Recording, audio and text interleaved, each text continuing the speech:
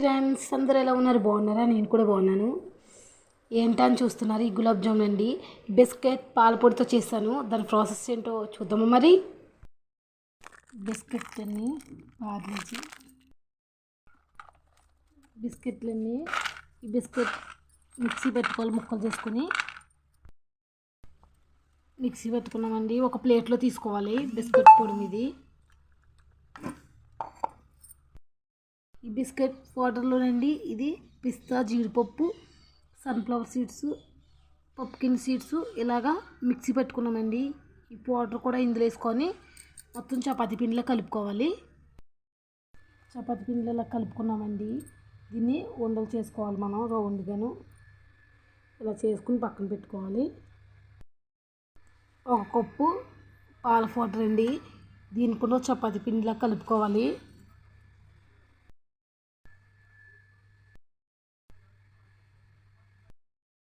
ఈ పాల పౌడర్లో ఈ పాలు వేసుకునండి చపాతీ పిండిలో కలుపుకుందాము.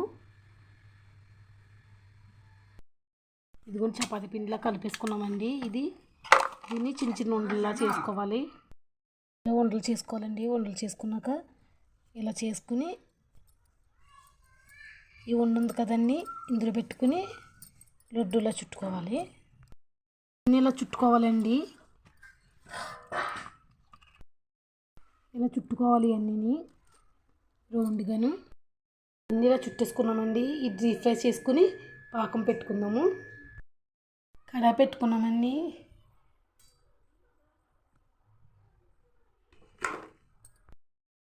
రెండు కప్పులు పంచదార వేసుకోవాలి ఇందులోను.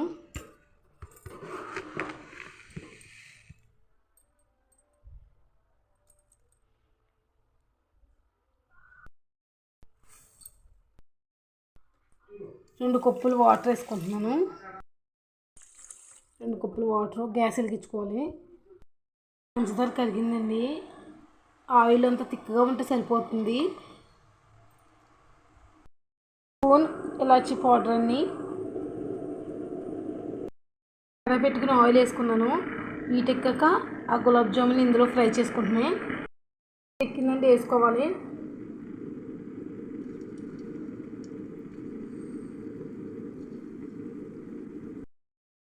రెడీ అయిపోయిందండి. ఇలా ఉంటే చాలు. స్టవ్ ఆఫ్ చేసుకుంటున్నాను. ఇలా కదుపుకోవాలండి. గట్టి కదుపుకోకూడదు. ఫ్రై అయిపోయాయండి. పగుళ్ళు వస్తాయండి చేసినప్పుడు. జాగ్రత్తగా వేసుకోవాలి. ఇందులో వేసుకున్నప్పుడు గట్టి వెంటనే తిప్పేయకూడదు. చేసిన తర్వాత ఒక అరగంట అయినా ఫ్రిడ్జ్లో పెడితే ఇవి బాగా వస్తాయి.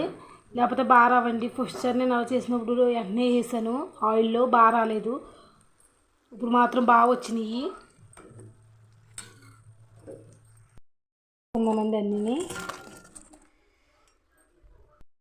గంటైనా ఇలా వదిలేయాలండి. అప్పుడు దీన్ని టేస్ట్ చూద్దాము. టేస్ట్ చూసి చెప్తానండి.